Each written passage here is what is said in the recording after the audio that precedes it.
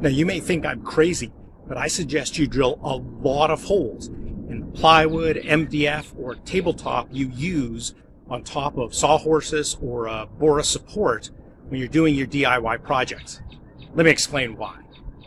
Hey, it's Dave from Upgrade Your Home DIY, and today I want to share with you why I suggest that it's a real advantage for DIYers like you and I to drill a lot of holes in our tabletop or our work surface, because it gives us a lot of advantages when we are cutting material or putting together our projects.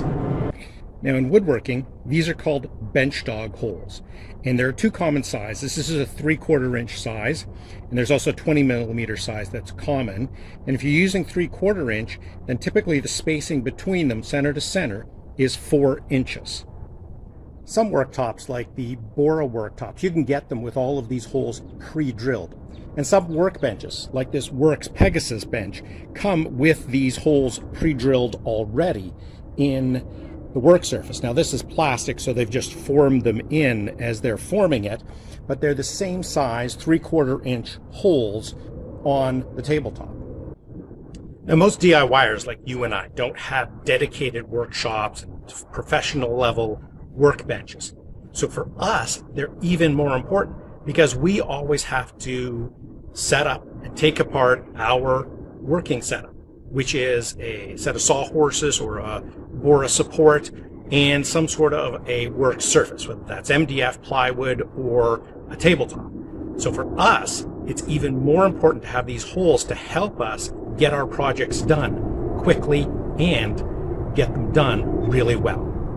So I've already drilled all the holes in this end of my workbench. I started with this row here, which is 4 inches from the side and 4 inches from the end, and they're 4 inches apart.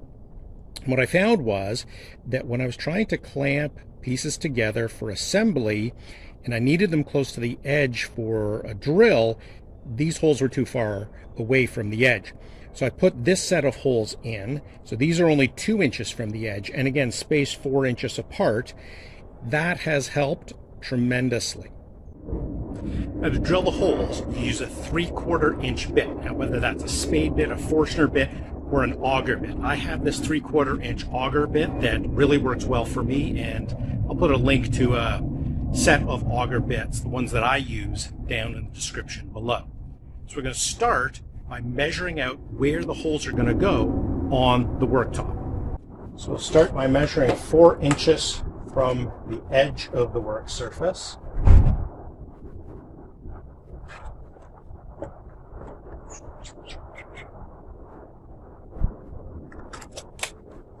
And then I use a straight edge. Draw a line there.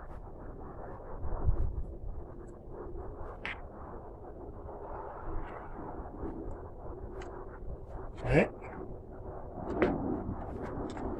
And then I'll just measure every 4 inches along that line.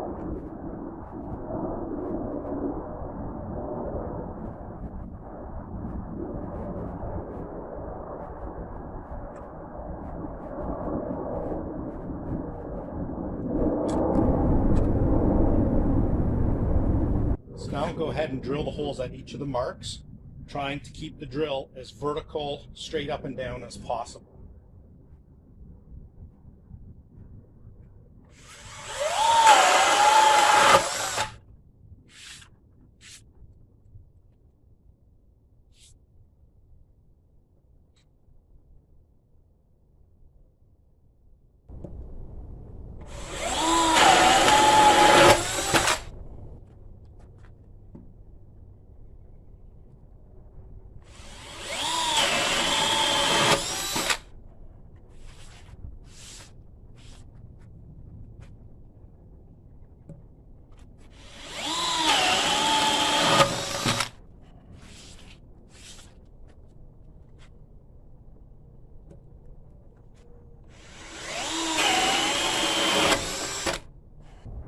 So now I've drilled all the holes at that 4-inch spacing from the edge, and I added the ones from the 2-inch spacing at the edge as well. Now, one of the key reasons for drilling all these holes is they allow us to clamp material or tools to the work surface. Now, when you look online, you're going to see listings for bench dog clamps, and they're expensive because they're made for those professional woodworking type setups.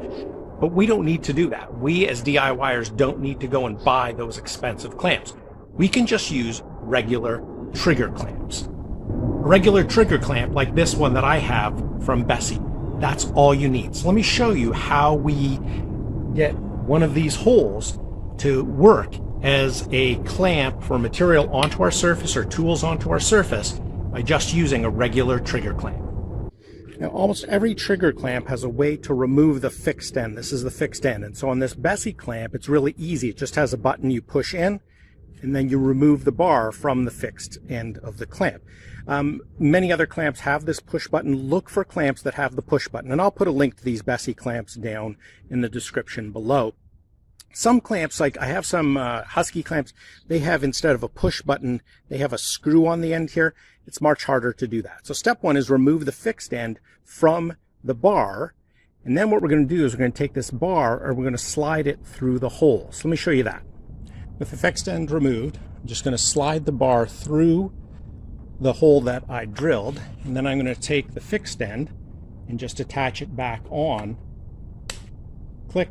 There, it's back on. And now I have a clamp that can clamp material to the table of whatever thickness, depending on how big your clamp is. This is just a small clamp. It doesn't need to be very big if you're using, plywood or 2x material.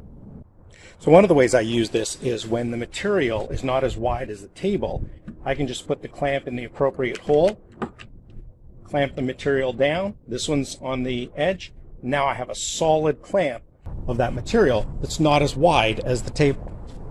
When I'm assembling small pieces, I can place them together and then just use my clamp to make sure I've got them lined up. Then I clamp them together. Now they're going to hold solid when I want to put some brad nails in or screws if I need to do that. You may have noticed I also have 2 holes in the middle of my work surface. Now, why did I do that? Well, it's to allow me to clamp my miter saw from the back, because when you have a temporary setup like us DIYers do, we don't have a permanent miter saw station that you see woodworkers have. So I measured and put these holes in the right spot, and now when I put my miter saw in the right spot, I can just clamp. These are the long ones, so I can clamp the back of the miter saw to my tabletop, and now the saw is rock solid. So another way you can use the bench dog holes is to create little helper devices. So this is one I created, and you notice the 2 dowels here go into the bench dog holes. And what this is this supports long material on each end of my worktop when I'm using the miter saw, so the material doesn't bend. And these are easy because you can put them in, take them out. I just store them in the box with my miter saw. So let me show you how I built these. So I started by cutting a piece of 3/4 inch plywood at the height that I need for my fence. Now, for my fence, it's 2 15/16. So I cut it. This is about 11 inches long. That's the length that I had, but I'm also looking at where the holes are and where I want to make sure that it meets where the fence of the saw is. To get it to sit into the holes, I'm going to use some 3/4 inch dowel. Now, if your holes are not quite big enough to fit the 3/4 inch dowel, then just ream them out a little more. That's what I had to do. And I'm going to cut a notch in it so that it has a flat part, and then I can then attach that to the plywood. So I'm going to mark it, and I'll make it about 1 inch deep. I don't need it any deeper than that. So maybe here, and then mark a line about halfway. It doesn't have to be exact, but there's a couple of different ways to cut that out. One is you could use a hand saw to cut down and then chisel it out. That can work. I have an oscillating tool, so I'm going to give that a try and see if that makes it a little faster for me. So I'm going to use the oscillating tool to cut flat first and then cut down.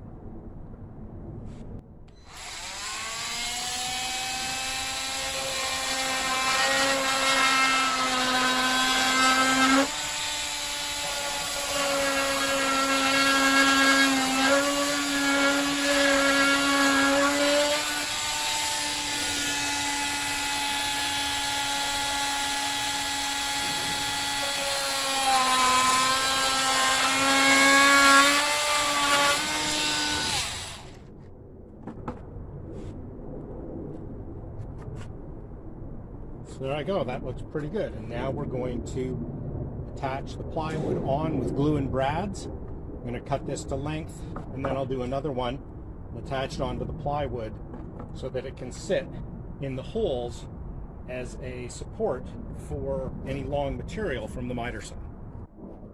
So I'm now gluing these together. I've figured out where the first one should go based on the fact that I want my support to be almost at the front here. So I've got glue on the second one. What I'm going to do, thread it up through here, put this one in there, in that hole. Now I know they're in the right spot, and I can either shoot a couple of brads in, or I can just clamp them. That's what I'm going to do.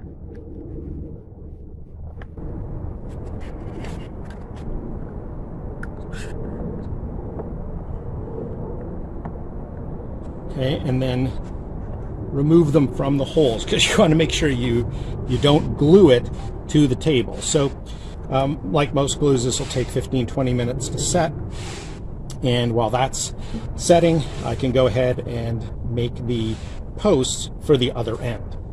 So I have both of the supports on, and now you can see that the longer piece of material is easily supported on each end, and I can make a nice, good, clean cut with the miter saw.